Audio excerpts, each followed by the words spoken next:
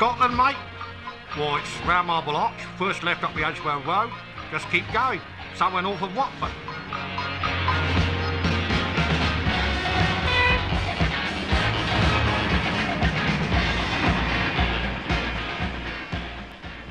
Golf, Bravo Delta, Bravo Romeo is the call sign of this Black Jet Ranger, made in Italy, piloted by John Poland and David Clem and engineered by John Kirk. It has a cruising range of 300 miles at 120 miles per hour. A season or so ago, we chartered it to make this film. In every sense, an intrepid jaunt round the shores of Scotland, with the occasional foray inland. Not unlike the Viking raids of 1,000 years ago.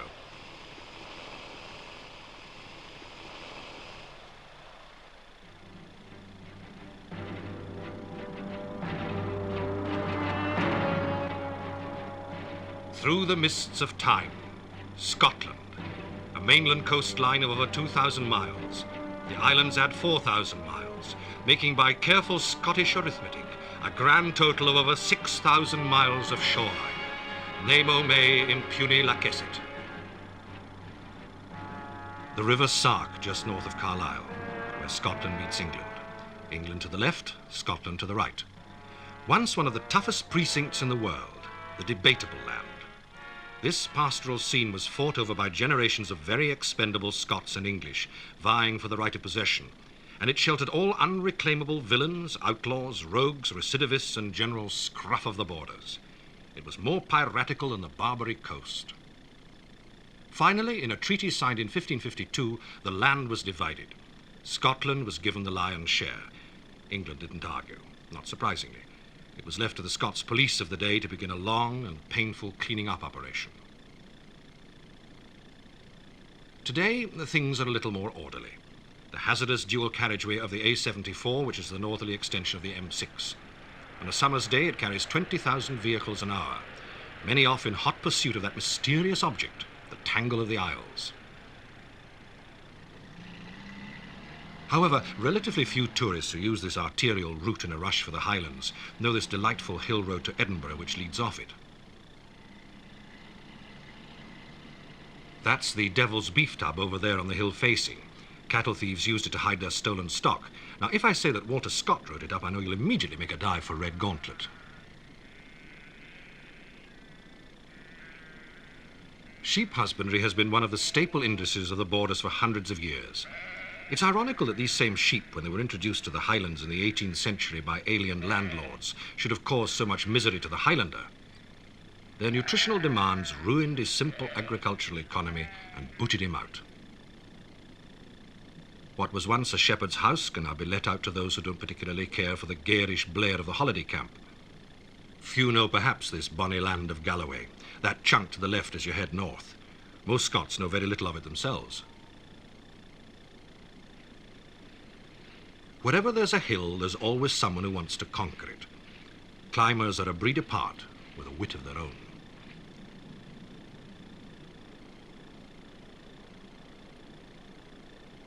The highest point in the borders, Merrick Law. I always have to explain to southerners the Solway Firth, which you see here and where I live myself, as that bit of sea sticking out from Carlisle. Usually they nod agreeably, but are none the wiser. Most are not very sure where Carlisle is anyway, except that it's somewhere north of Watford. The Solway is very tidal and dries out extremely rapidly to the frequent embarrassment of yachtsmen, bird watchers and fishermen. There's an old saying, "He who dreams on the bed of the Solway awakes in heaven." As we go, I'd like you to listen to some other people. People who, because of their background, their knowledge, and sometimes their ignorance, have fair comment to make. We're flying to a landmark at the Firth of Clyde. Paddy's Milestone, the Ailsa Craig. It's famous mainly for its colony of gannets. It used to be one of the attractions in the Clyde steamer. And as you went round, the master on the bridge would give several short blasts in his whistle, and this great cloud of gannets would just darken the sky as they rose up, wheeling and screeching. Until quite recently, there was a quarry there. They got granite from that quarry, and the railway that brought it down to the landing stage is still there. And then that granite and blocks was taken across to Ayrshire to Mauchline and made into what were known as the finest curling stones in the world. The quarries are closed now, as are the tea rooms that once watered the day trippers. Apart from the gannets, all that remain are 3 keepers to man this lighthouse. Before the arrival of the radio telephone, they used carrier pigeons to take messages to the mainland. In stormy weather, they lit beacons.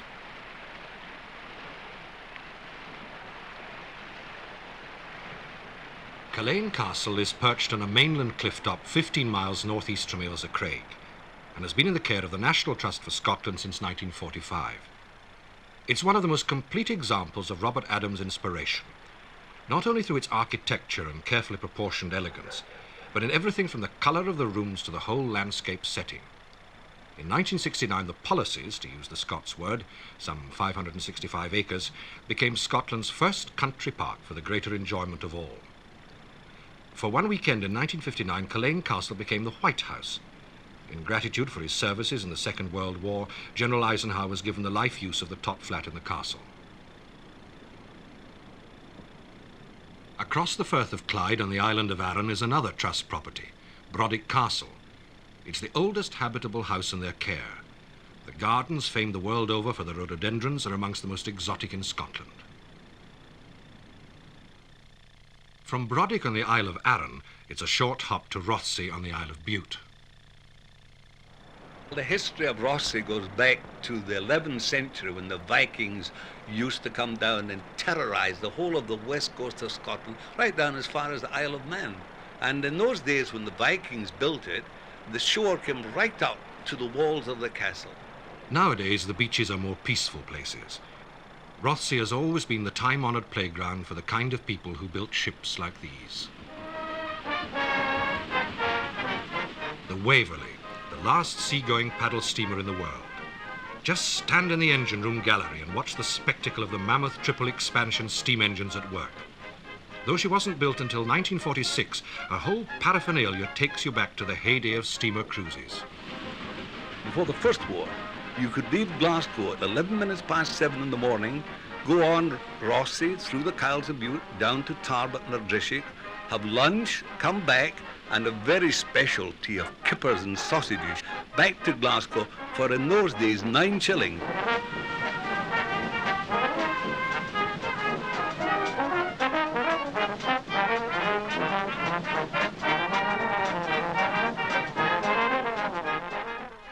After a varied career, she now enjoys her old colours again. The red, white and black funnels of the LNER.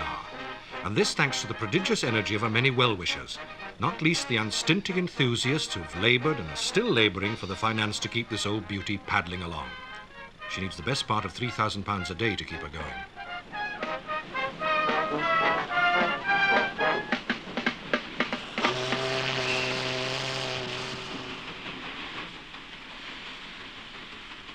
We're all flyers, and these vessels, the like of Juno, Waverley, these vessels could almost challenge the turbines.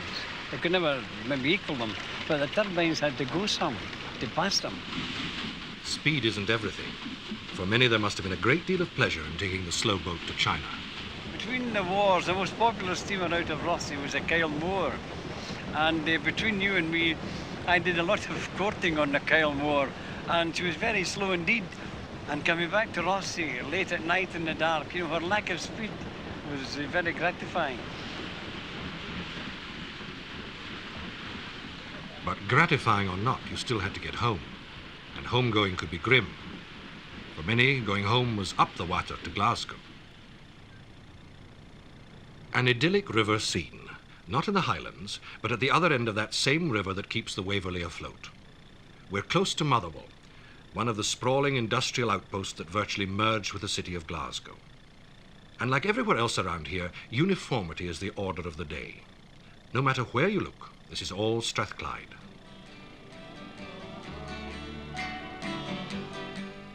Glasgow. Once it was Britain's second city. It now leaves that dubious distinction to Birmingham. The old slums, some of the worst in Europe, are being removed in quantity, and airy high-rises take their place. But how much recreation, neighbourliness and amenity do they provide?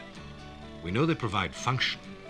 When you crack the sky, scrapers fill the air. But will you keep on building higher till there's no more room up there? Will you make us laugh? Will you make us cry? Will you tell us when to live? Will you tell us when to die? I know we've come a long way. We're changing day to day. Tell me, where do the children play?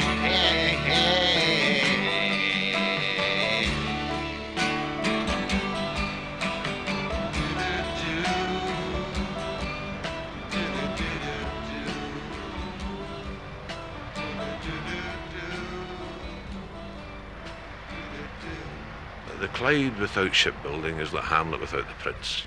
People know the fight that was put up to sustain shipbuilding here. Jimmy Reid, shipyard worker, union leader, one-time rector of Glasgow University. In the post-war years, there was an immediate boom for shipbuilding in Britain, and particularly here in the Clyde. One of the tragedies was that during that boom period, insufficient attention was paid both by those that owned the yards and by the government to the needs of investment in order that these yards, allied to the traditional skills, would have gone the benefits of modern technology.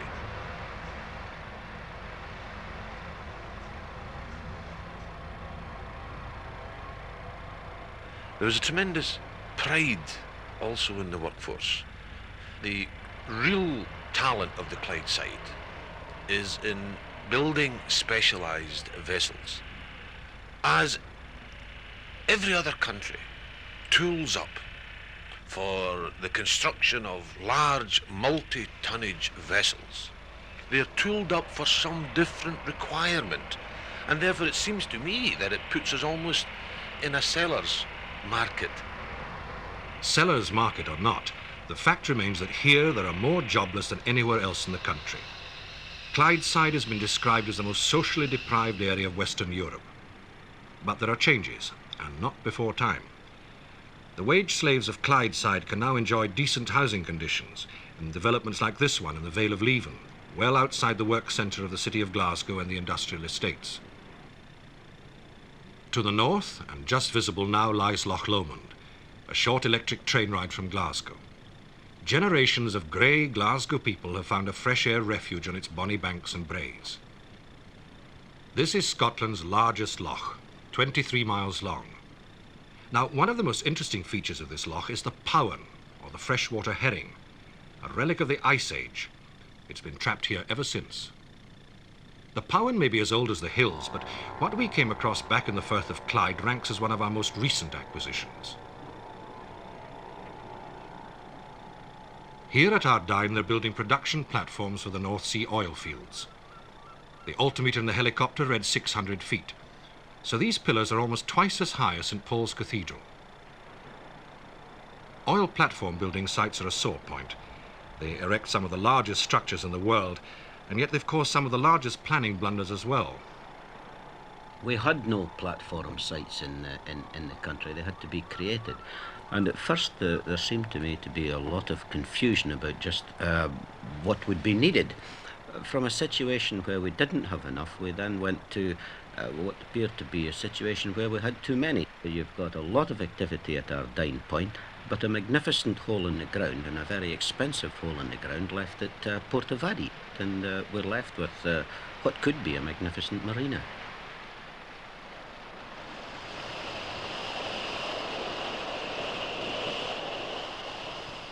Next day, heading north from the Clyde to the Sound of Mull, we came across one of the great annual spectacles of the West Coast, the Tobermory race.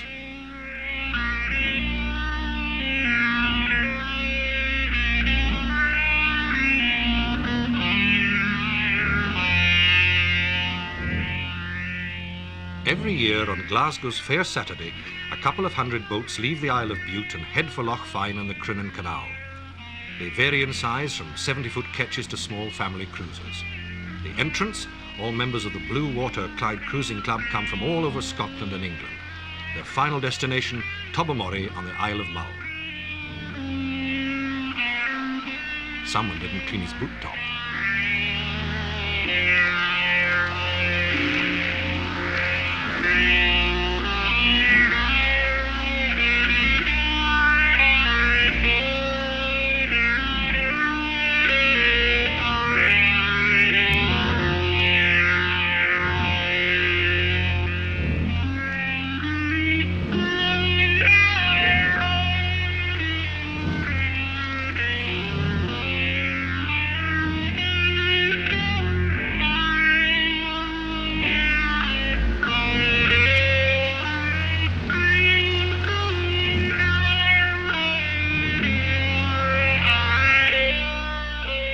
Daunting but very habitable fortress of the MacLeans of Duart surveys their progress. You can tell that himself's at home, the flag's flying, himself being the 27th Chief of Clan MacLean, Lord Chamberlain of Her Majesty's household and one-time Chief Scout of the Commonwealth. To the west of Mull lies the island of Staffa, basaltic columns, Mendelssohn and all. Until 1772, when a party of scientists called in en route for Iceland, it appears to have been unknown to the outside world. Since then, it's been thoroughly visited by thousands, including Tennyson, Wordsworth, Keats, and I wonder what ideas it gave Jules Verne. But to our tale and to Ben Nevis, and the capital of Loch Arbor. Fort William. It's either on the west coast or the east coast, but I'm not sure. Fort William is up near Inverness. It's between Inverness and Oban. It has a darling craft shop up there. It is really the most crafty place that I've seen. It's from Fort William that you can drive west along Loch Eel, jostling with caravans and fish lorries on the road to the Isles. On the way, you can hardly fail to notice another newcomer to the landscape. This is the biggest employer in the area, an enormous mill built in the 60s to reduce Scottish trees to pulp and paper. Over half of Britain's forests are in Scotland, and more land is steadily being planted. About 2 years ago, in due deference to the importance the industry was assuming in Scotland, the London-based Forestry Commission upped sticks, so to speak, and moved to Edinburgh.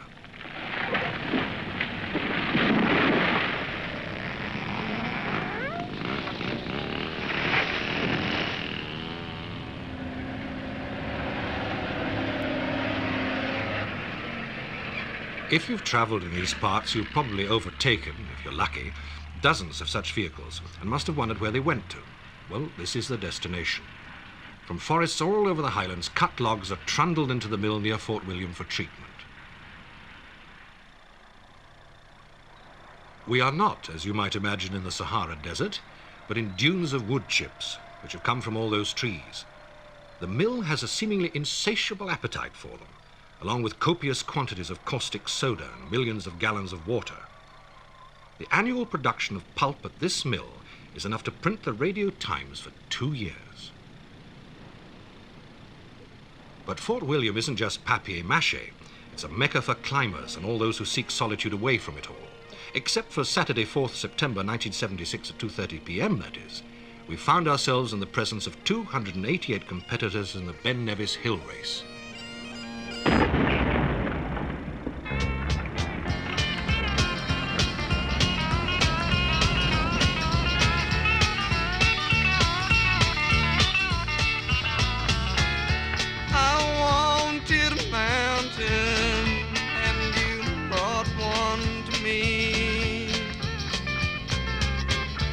I wanted a mountain, and you made one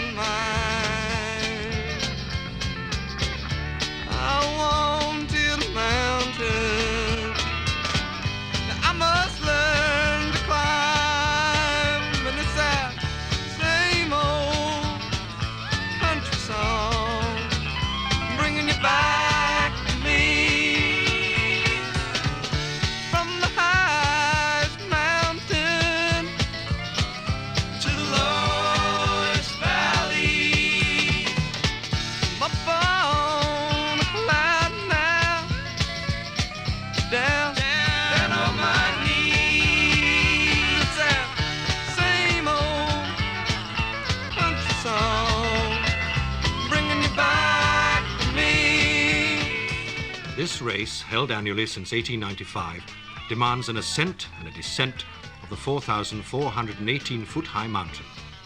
Runners have always been of both sexes. 2 years ago, Mrs. Joan Glass created a new ladies' record of 2 hours, 17 minutes and 50 seconds. The present men's record stands at about an hour and a half.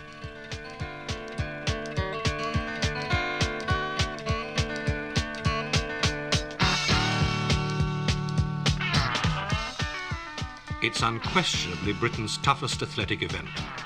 Apart from weather hazards, perhaps the descent is worse. You daren't go hell for leather.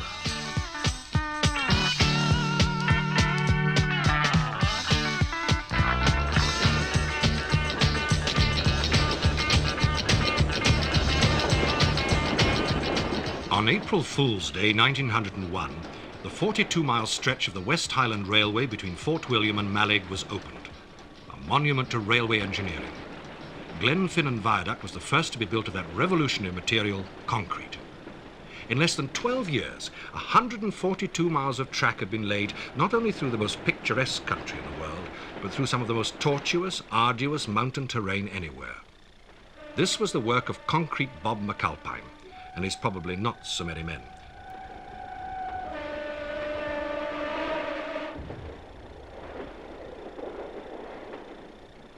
A great Victorian achievement which opened up the West, and the West begins at Mallaig. Mallaig is a success story, the largest herring port in Europe. The people in Mallaig are busy with tourists, certainly, in the season, but their main preoccupation is running a round-the-clock port. And as one wise man remarked, for once in the West Highlands, the road south is a highway for goods, and not people. Mallaig may be the end of the line, but it's there that you can leave for the Hebrides. We're going to Eigg, Rasay and Skye. It's a short passage to Eigg, one of the inner Hebrides. After a succession of landlords, the island is now in the possession of a conspicuously progressive entrepreneur, Keith Schellenberg. You know, I think that perhaps a lot of us are going to have to change our lifestyles throughout the United Kingdom, and this offers the opportunity, I think, to become self-sufficient in its wider framework, and maybe a lot of the UK could have to look to somewhere like Eigg to see, you know, what can be done without having huge battalions of civil servants to look after us. Although the population is well under the 100, it is on the increase, and there are many more children at the local school than 10 years ago, which is quite something in these parts. It's an island where everybody is still somebody. Great ideal would be, and I say this because perhaps impossible to achieve, would be to get its balance of payments, so to speak, right, in that one would make it economically viable, so it doesn't have to be supported from outside. That's a pretty long shot, but that's the aim. And at the same time, one would hope that by doing this, you build up a much bigger community which would sustain its school, its services like the doctor and so on. And this is the importance of keeping an all the year round really viable community is paramount. Here in Rasay, off the Isle of Skye, things are a wee bit different. Mind you, Boswell climbed to the top of this former volcano and danced a reel in sheer exuberance before returning to Johnson and a table of cold mutton, bread, cheese, brandy and punch. Now in his mid-60s, Callum MacLeod, crofter, one-time gold medalist for an essay in Gaelic, relief lighthouse keeper and road builder extraordinary, has taken it upon himself to construct a road where officialdom refused. He's been at it now for nearly 10 years, calling on the handed-down skills in stone of his grandfather and great-grandfather. That road is 3,000 yards long, and about 30 years ago there were 93 of our population staying in this area. We petitioned the county council for a road. It was put off and off and the population started declining until now there are only 3. If you want things done in these parts, you must do it yourself. Dr. John Green, who lives in Sussex, is the owner of abandoned Rasey House, once a hotel. He talks occasionally of reopening it, but never now sets foot on Rasey. Well, I believe it was more like Buckingham Palace in its heyday. There was 7 gardeners and 5 gamekeepers, and as far as I know, 5 shepherds too. Matters in the island are in a very poor, dilapidated condition from one end of the island to the other. The introduction of sheep by the landlord about 1854 played havoc with the crofters, turned out 98 families in 2 years, more than 1,000 peasants. Take notice that you are hereby duly warned that you will all be ready to leave Lorrigill at 12 o'clock on the 4th of August next, with all your baggage, but no stock, and proceed to Loch Snizard, where you will board the ship Midlothian that will take you to Nova Scotia. Take further notice that any crofter disobeying this order will be immediately arrested and taken to prison. This order is final, and no appeal to the government will be considered. God save the Queen.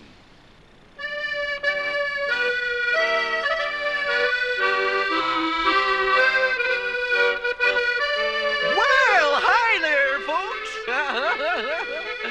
Now I'm going to tell you a little story. In those far-off days of yore, my old great-great-grandpappy Angus left these calm, untroubled shores to seek his fortune in that great continent across the Atlantic Ocean. Well, he went north, and he struck cold and ice.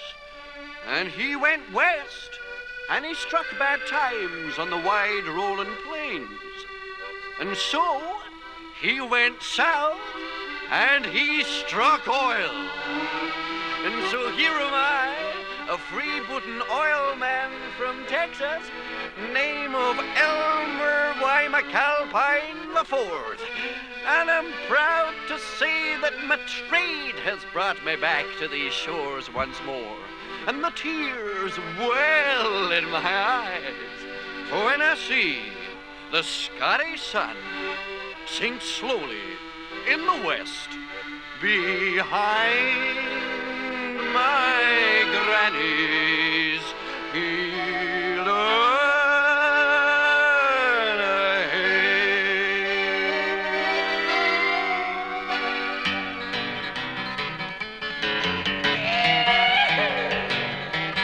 For these are my mountains, and this is my glen. For these are my mountains, I'll tell you again. No land has ever claimed me, though far I did roam.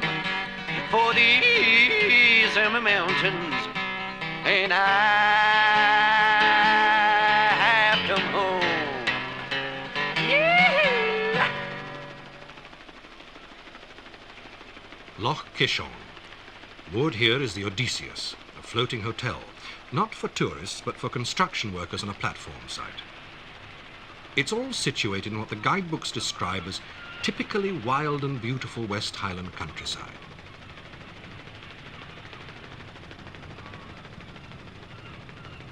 The oil rig down there is now afloat and waiting to go to the Ninian oil field in the North Sea. 18,000 people were involved in its making. Trafalgar Square would disappear in its circular base, the biggest movable structure yet built by man. A half-hour's flight to the west lie the Outer Hebrides. Grimsby and North Uist has not yet been overwhelmed by the developments on the mainland. I have time to live. I feel I'm living here. I have all the time in the world to pause and think about life, its meaning. I have time to talk to people for as long as I want to. They're in no hurry and I'm in no hurry. And I feel that the quality of life here is the kind of life that I want to live. Cities are becoming a sprawling mass of humanity these days, and becoming harder to control, harder to organize, harder to handle than any other time in history. So I'd rather be in a small community where neighbor knows neighbor, and we are intimated with one another. I feel it's a splendid place to bring up children. They're out in the hills and round the beaches every day the weather is reasonable at all. They're imbibing a great love of nature in all its facets, wild and stormy and beautifully calm. They're working with their hands on the land. We feel that's valuable for them. And anything they're missing in the way of high culture, no doubt they can make up when they leave the island and go to college later on. Sadly, though, once they've left home to further their education and sampled the bright lights of Stornoway or Inverness, their desire to return and help in the family croft has dwindled, understandably. Cooperation was necessary for survival. Quite a lot of the work that took place was on a cooperation basis. It couldn't be otherwise, really. 25 years ago, all the croft work, pretty well all, was done by hand. The manure had to be carried out in creels. Then the potatoes were dug in by hand.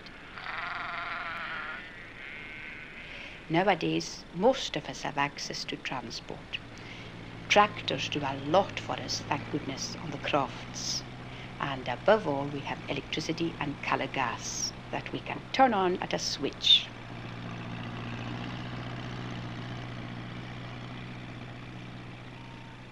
If the Outer Hebrides seem remote to people on the mainland, there are parts of the mainland in comparison which seem like the back of beyond. But there's nothing dense about the population here between Wester Ross and Cape Wrath. Ben-A, the razor-edged hill where 26 years ago the Nature Conservancy set up Britain's first national nature reserve. 17 square miles from valley bottom to icy mountain top. On its western march is another reserve, Torridon, owned by the National Trust for Scotland, a home for red deer, wildcat, pine marten and the golden eagle.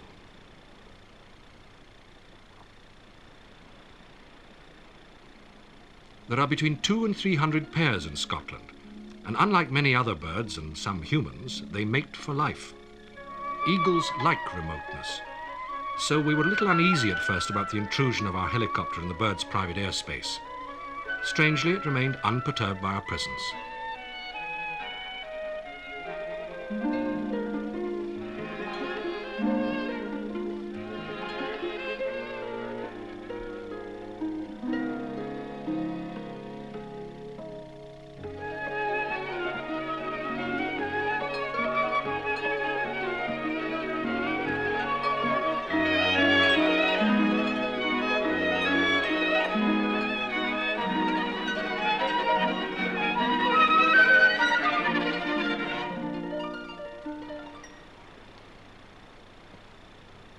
There's an awful lot of water in Sutherland, both the loch kind and the rain kind. There are also a great many distinctive mountains, not as distinguished as some elsewhere, but certainly because of the curiosity of their shape, distinctive and memorable, like Sullivan, the Sugarloaf. Walking through this kind of countryside as I've done in the past, I always felt it had a primeval bareness about it, which made me think that this was what Macbeth's Scotland must have looked like.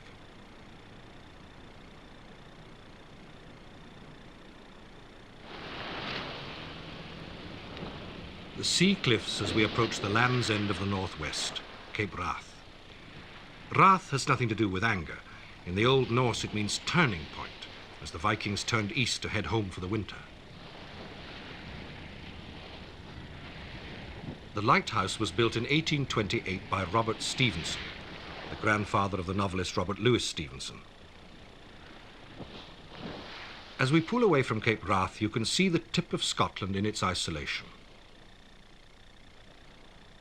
We're bound for Orkney, and then further north again, where we'll be closer to Norway than mainland Britain, to Fair Isle and Shetland.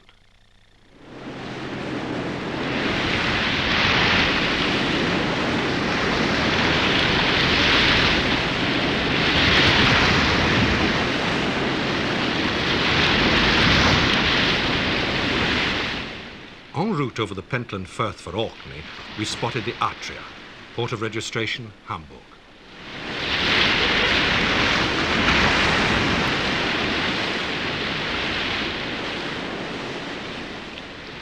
Apparently this vessel, we found out later, was empty of cargo and having a spot of engine trouble. No place to have it in the Pentland Firth. It can be one of the worst passages in Europe, especially when the strong tides oppose storm-force winds. For obvious reasons, which you'll appreciate, we left the Atria to its lurching and moved north to the island county of Orkney. Orcadians have their priorities right. They're Orcadians first and British second, if you absolutely insist. Although they've absorbed much of Anglo-Saxon culture, Orcadians will not be dominated by it. Being islands as we are, it ought to have been the sea that formed us, and to some extent the sea has formed us. You would think that tiny islands placed at the top of the map, as you see them in maps of Great Britain, meant little or nothing, and people wouldn't know much about the outside world. But since Viking times, we have been more or less at the center of things because we were in the trade routes of northern Europe, and our people went sailing, so that the Orkney man was not a man who remained on his own little plot of ground, but he had seen things happen in distant parts of the earth, and he knew what the wide world outside was like. Communication between the islands has traditionally been the boat, but now there is a faster method. Orcadians have wings. Captain Andy Alsop, pilot for Loganair. Orkney is a super place for flying. It just couldn't have been made any better. It's got no trees. I mean, trees are always very hazardous things around airfields. Incredibly flat, with a couple of exceptions, Ahoy and Rousey. It's nice and windy, which is what flying's all about. The one single thing that Loganair in Orkney has gained its publicity from is the world's shortest scheduled air service, of course, which goes from Westray to Papa Westray. I think the distance is about 2¼ miles. We now tend to boast about doing the world's second shortest scheduled air service to any new passengers that are flying with us. So much better to let their natural curiosity ask where the world's shortest is and then modestly admit that we operate that too. Many of his passengers would be travelling to Flotta, this oil terminal. Oil is one thing, but the threat of open-cast uranium mining is another. It could destroy the land economy. Orcadians are determined to avoid that at all costs.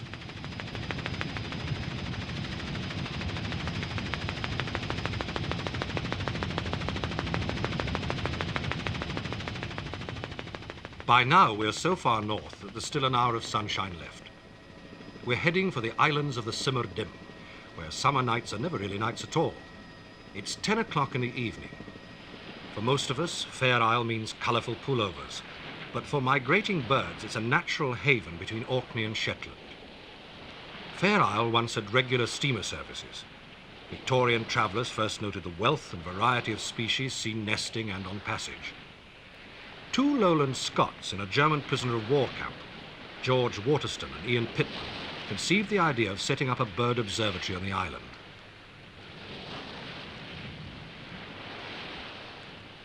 But to live on a remote island in a delicately balanced community, you need to be a certain type of person, as National Trust Warden Stuart Thompson was careful to point out. Well, you need to be self-sufficient. You wouldn't need to try to run away from things. You need to face things as they are. And you need to be a good worker, able to do a lot of different types of jobs. And you would need to be able to work with the people and sort of fit into their way of life as well as your own. The National Trust of Scotland, who now own Fair Isle, discovered in ornithology a form of prosperity for the island. A prosperity far gentler and less publicised than that which we found in Shetland.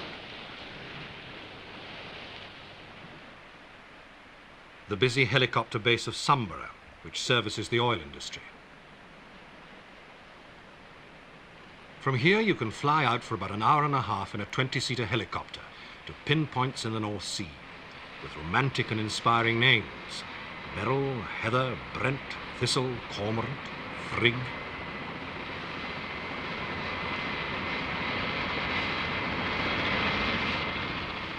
With the coming of the oil main, a new terminology is beginning to creep into conversations. During spells of bad weather, it's common to see pipe-laying barges and other huge, unlovely craft anchored in the sheltered Vaux, and we are told they are waiting for their weather window before they can commence operations. Now, as never before, man has the ability to make a terrible mess of the physical environment. Hills which have stood unchanged under the effects of man and climate over the centuries now disappear almost overnight under the giant bulldozers and the gelignite.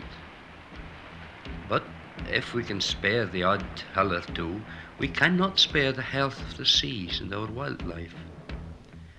Bigger and bigger ships may make economic sense, but it can also mean bigger and more disastrous accidents.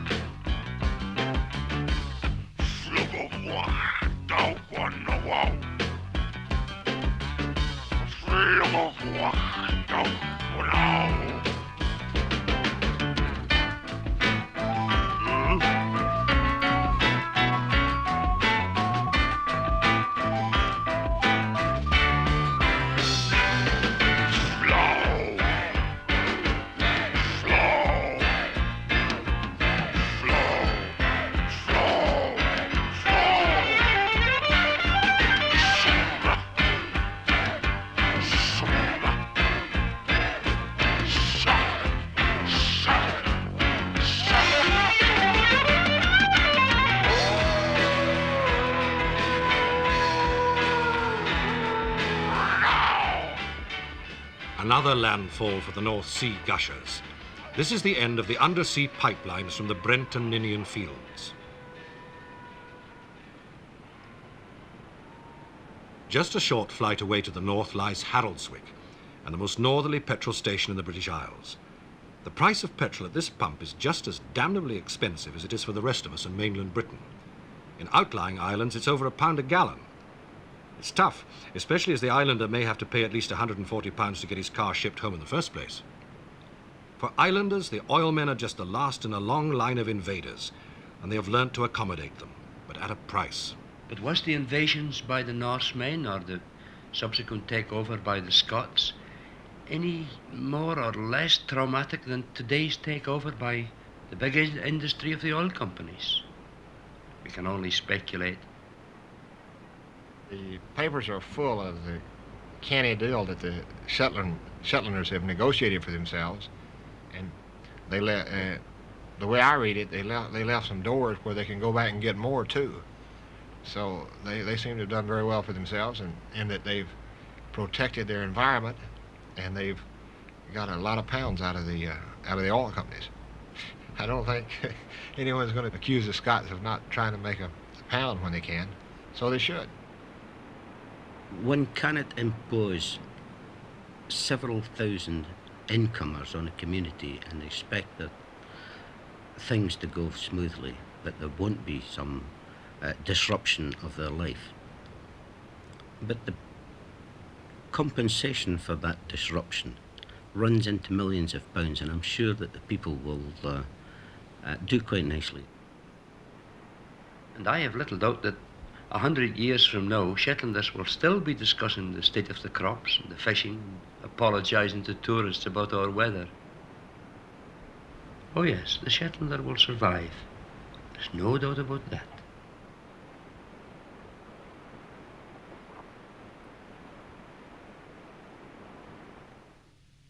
From Shetland, for further north we couldn't go, we headed south to where atlases often like to put the Northern Isles, in insets off the Moray Firth, Duncansby Head and Tarbert Ness Light. 190 years ago, the first Scottish lighthouse was completed as part of an overall plan to protect shipping. In those days they used whale oil to fuel the lamp. Most lights today are incandescent, and they flash according to a recognizable pattern for easy identification as a navigational aid. Today in the north there are over 170 lights of all descriptions. This is Tarbert Ness, a manned light, guarding the northern approach to the Moray Firth. It can be seen up to 19 miles away. Sir Walter Scott was once a commissioner of northern lighthouses, and in 1814, after a visit to Bellrock, he moved to verse.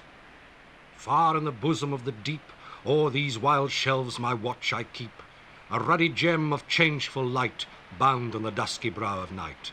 The seaman bids my lustre hail, and scorns to strike his timorous sail. I don't know what Scott knew about sailing, but I know, and certainly any deep-sea sailor knows, how welcome a lighthouse is after a long, dark passage. A landmark of a different kind in the Moray Firth, and one which has particular memories for me, is Fort George. As a private in the Highland Brigade, I spent a very chilly winter here, learning to walk up these battlements on a rope. This is the largest fortress in Britain, built in the mid-18th century as a direct result of the Jacobite Rising. The Duke of Cumberland was clearly taking no more chances with rebellious clansmen. But by the time it was completed, the Highland problem no longer needed a military solution. Fort George became a piece of armed obsolescence. The army's been here ever since, though. Generations of soldiers from all over Britain have good reason to remember their training days in this grim garrison, not least the Seaforth Highlanders, whose regimental depot it once was. Inverness, capital of the Highlands and seat of the Highlands and Islands Development Board.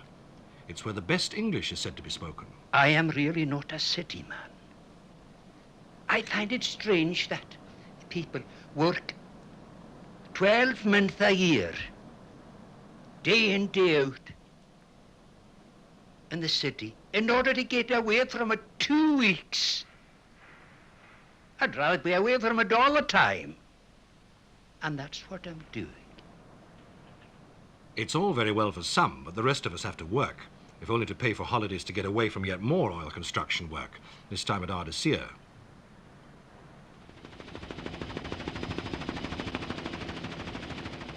Eastwards from Inverness, our course lay along the Moray Firth. A flat, sandy coast with here and there a waterhole for tourists.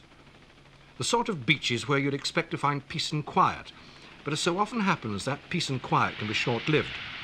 This is an area of intense aerial activity. Jaguars at RAF Lossiemouth. Much of Scotland is a training ground for advanced lethal technology.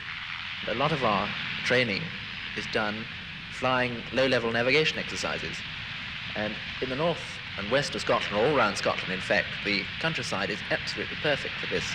Valleys particularly important because you can get down in those and escape being seen. Following valleys down at around 400 or 500 miles an hour. 3 seconds. Rolling.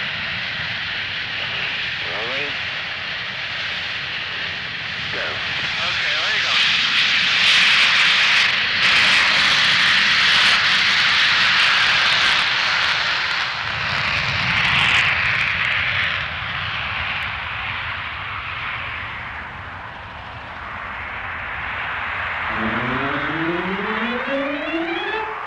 Higher and higher and higher and higher and higher and higher and higher. Up in my plane I soar, 20 feet or more. I'm a flyer, a flyer, a flyer, no, not a liar, a flyer. They take my flying bedstead for a lark. And And when I fly in the sky, they all cry as I pass by, Airman, airman, don't put the wind up me. This is becoming ridiculous. We're in Aviator's Corner. I asked her her name, and she whispered back, Lola. I said, Lola who? She said, Lola Jones, of course. Been doing this a long time? She said, no, first time up. I said, really? Have you got a pilot? She said, but of course, Captain Tempest. I said, I don't believe it. She said, it's true. We're the Barnstormers. Oh, when I fly in the sky, they all cry as I pass by, Airman, airman, don't put the wind up me. This aerial circus had been engaged as part of the bicentennial celebrations of that elegant township of Fochabers. But they laid on more than one kind of circus. The largest hot air balloon meet ever staged.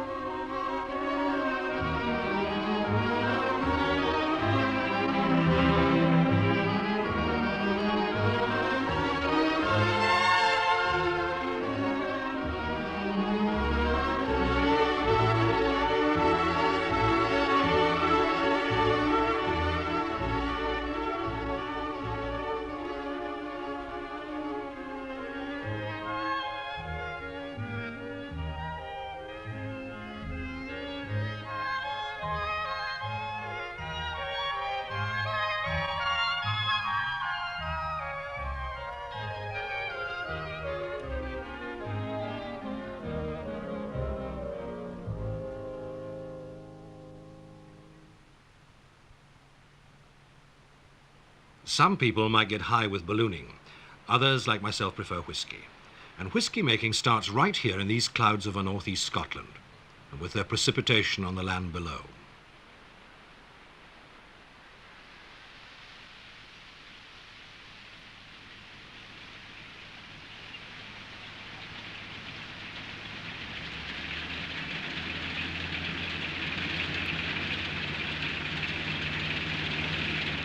In the shortening days of September, acre after acre of barley falls to brigades of combine harvesters.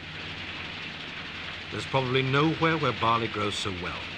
And this barley is grown for malt for whiskey and malt for beer. Scottish beer gets its kick from barley, not hops. And last year as a nation we quaffed 1,500 million pints of the stuff.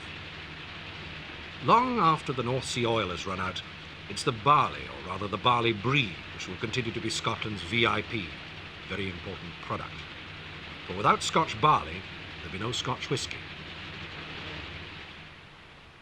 Tucked away in these glens is the largest concentration of whisky distilleries in the world. There's so much golden liquid locked away in bonded stores, silently maturing, that if the duty payable had to be levied on it all, then the national debt could be settled. Whisky's a story without a beginning. No one knows when or by whom it all began. To Friar John Call, by order of the king, to make aquavitae, 8 balls of malt. That was in 1494, and it's the earliest recorded evidence that exists of whisky making in Scotland. The powers of Uiscibéir, to give it its Gaelic name, are well documented in prose and verse. Perhaps I like this optimistic Gaelic toast best of all. You are the prowler of the night to the beds of virgins. O God, what powers you have to gain kindness from girls. I doubt if the bard who composed that had much familiarity with a wife-battering husband reeling home on a Saturday night. Alcoholism is one of our fiercest social problems today, and is ultimately the great leveler.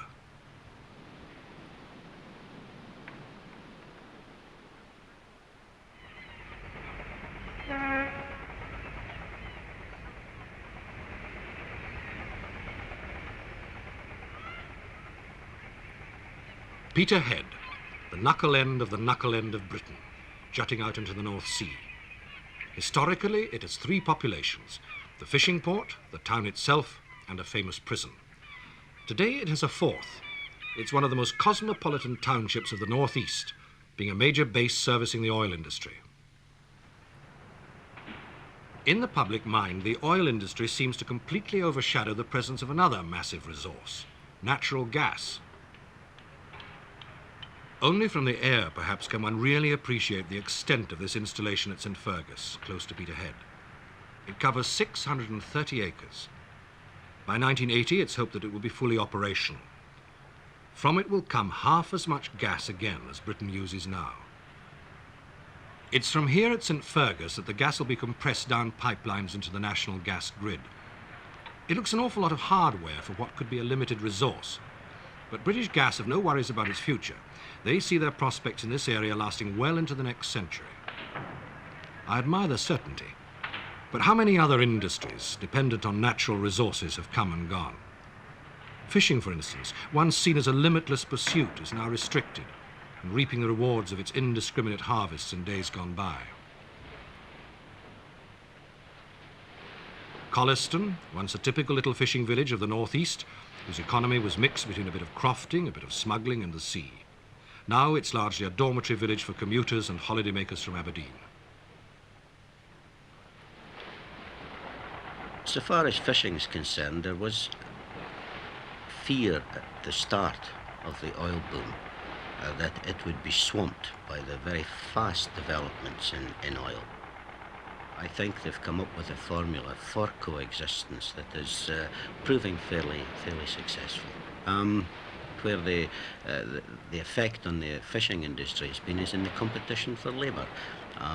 It's difficult to find trawl crews because the men have gone over to the oil boats and things like that.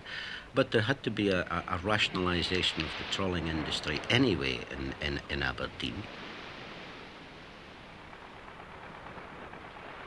Aberdeen is a household name in the fish business. Much of its prosperity was founded on fish and fishermen. Since oil came along, the Granite City has had to take the full brunt of it and adapt. But just how much do the incoming oilmen sympathise with the changes the city has had to undergo? No, I would not sympathise with the Aberdonian. I would sympathise with the people who live in Peterhead, who live in Tain, who live in maybe Inverness. These are very small cities and they cannot cope with huge growth. Aberdeen is a city of 200,000. If it's ready for an oil scene, and I'm certain it is, it's got to accept it with a mature mentality. I'm not at all convinced that Aberdeen has to adapt.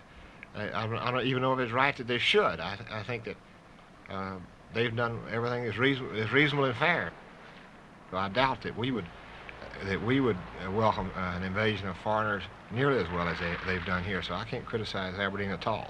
I think oil has certainly spoiled it. You know, it's brought all this money in we were never accustomed to. And it's, I'll tell you another thing, it's brought a lot of strange sort of people here that we hadn't been accustomed to. You're a while before you talk to the Yankees and the Spaniards and the Arabs and God knows what we have now, you see. Many people call the Scots insular, but for a community the size of Aberdeen to have been invaded by mainly the Americans, but also French and the German, there's been next to no problems. We've been welcomed very well indeed.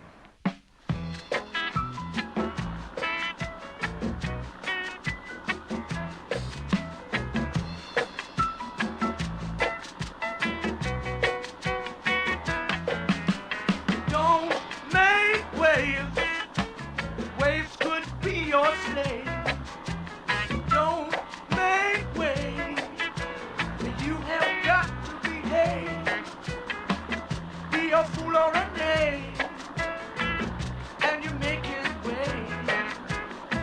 If you want a friend, friends you've got to say, you're making waves. Waves to be your slave. If you got nothing to do. Whatever they say about oil, it was largely oil money which bought this new Arran-class lifeboat for Aberdeen. BP donated £100,000, half her cost. At full speed, just under 20 knots, she has a range of 250 miles.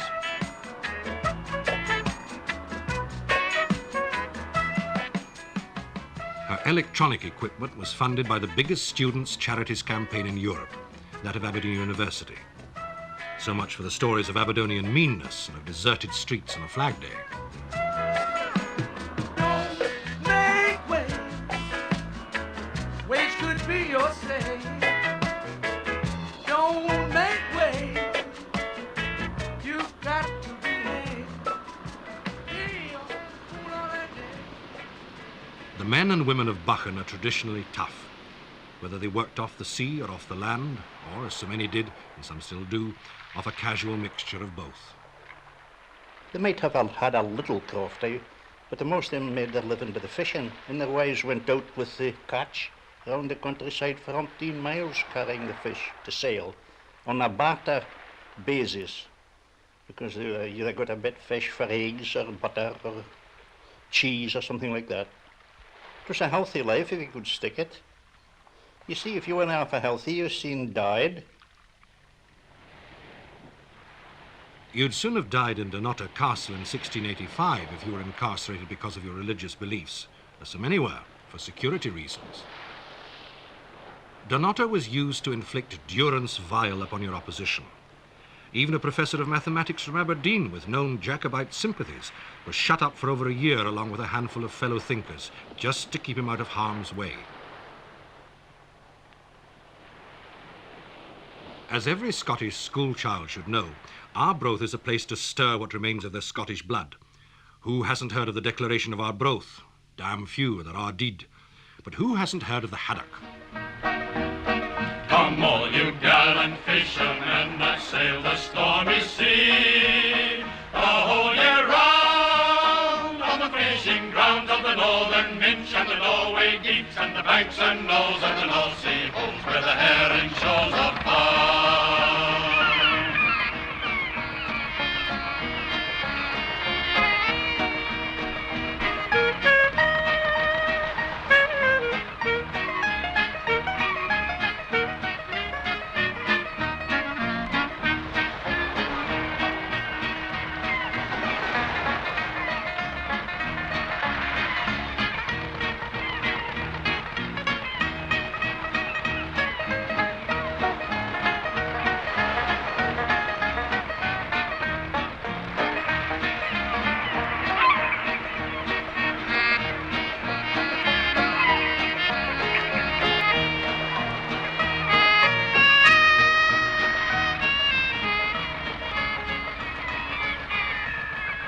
The smoky is a delicacy peculiar to this town of Arbroath.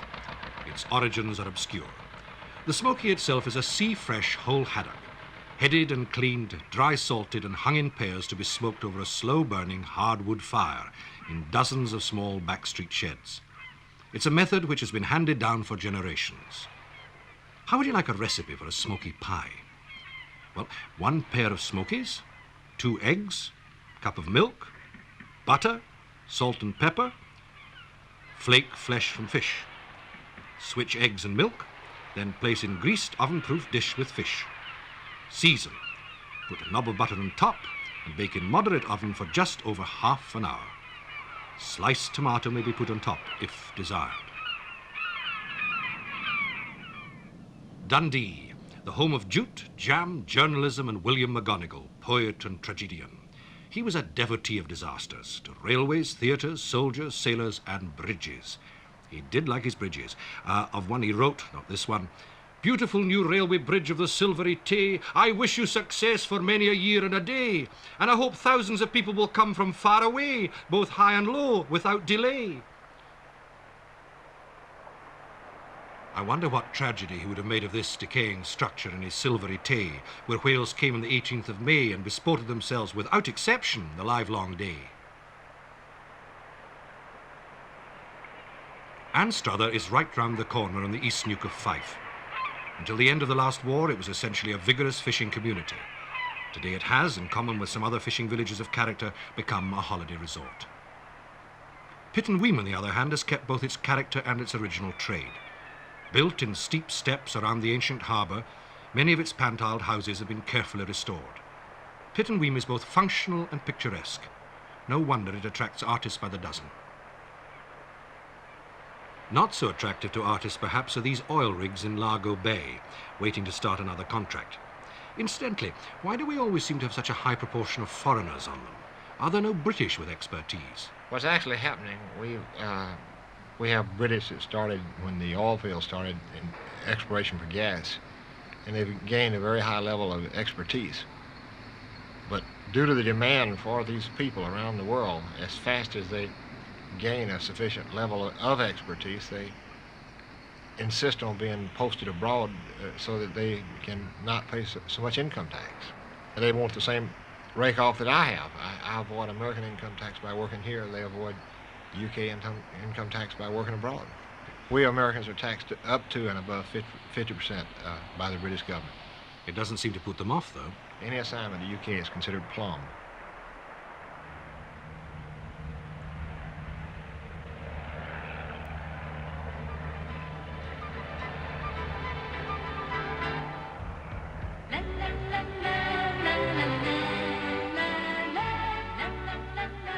Someone's got the right idea. Independence from oil. Once he's up, all he needs is the simplest and least exploited force of all, thermal energy. Last year, a glider pilot flew from Fife to Sussex. Just one of many who now enjoy this unobtrusive pursuit.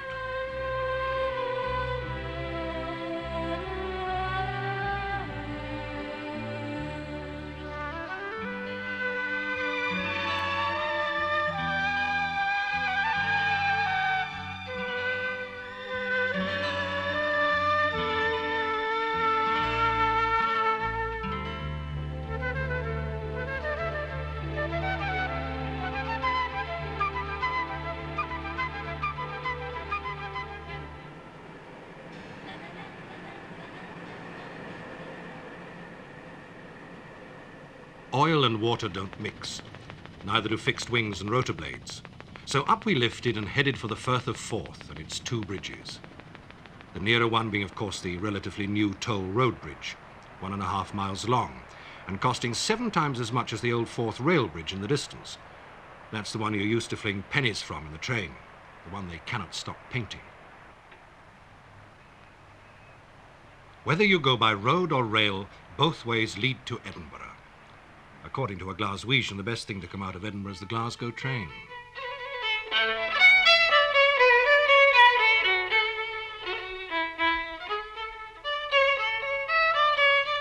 Edinburgh, the Athens of the North, unhesitatingly described by one of the greatest minds in the country.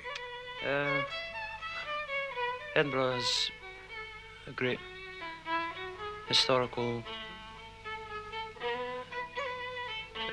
feeling about it.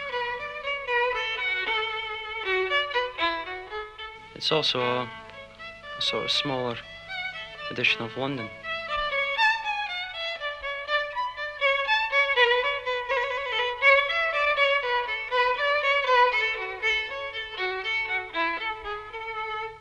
St Andrew's House, the seat of central government in Scotland. Some would wish the seat across the road to the proposed Assembly Hall. Significantly, our camera just seems to have missed it. You don't need to be the geographer royal to know that our camera missed a great deal in the course of our journey. Like the Citizen in 1977, the helicopter is plagued with subtle restrictions as to where it can or can't go. And like the Citizen, too, it cannot invade privacy, which is always interesting. It has to keep well back and survey from a distance. And this leads us into conjecture. But are the conjectures of long sight any more culpable than those of short sight? Scotland's always had the lion's share of myopic friends. I think of Scotland as Glasgow and Edinburgh, and it amazes me what a massive land there is north of those two places. If you get a chance of eating fresh Scotch kippers, do, because you'll have an experience. Actually, when we look at the weather chart in Holland on the TV, all the bad weather seems to come from Scotland. My mother's mother was Scottish. That's my grandmother. She was a Machrihanish, I think. In the good old days, shall we say, we were rogues and vagabonds, thieves for that matter. But let's be honest, we were no different to our English counterparts. The borderline itself took fully 800 years to settle. So there is bound to be a certain amount of dispeace, unrest in this area, particularly so near the old enemy. Can you wonder? At Berwick-upon-Tweed in 1846, English customs-men swooped down on the first ever rail excursion from Scotland to England. As 400 innocent Glaswegians stepped from the train, the excisemen tore through their picnic baskets, confiscating whisky, their natural beverage. My image of a typical Scotsman is a hard, rugged man who has quite a bit of character. He knows usually what he wants and usually gets it. Land of meanness, sophistry and lust. The noblest prospect which a Scotchman ever sees is the high road that leads him to England. It's always the good Scots that leave and leave the others behind. In all my travels, I never met with any one Scotchman but what was a man of sense. I believe everybody of that country that has any leaves it as fast as they can. Edinburgh's very nice. Very nice. I haven't been there, but it's very, very nice. My mother-in-law likes Scotland. She's been up there a couple of times.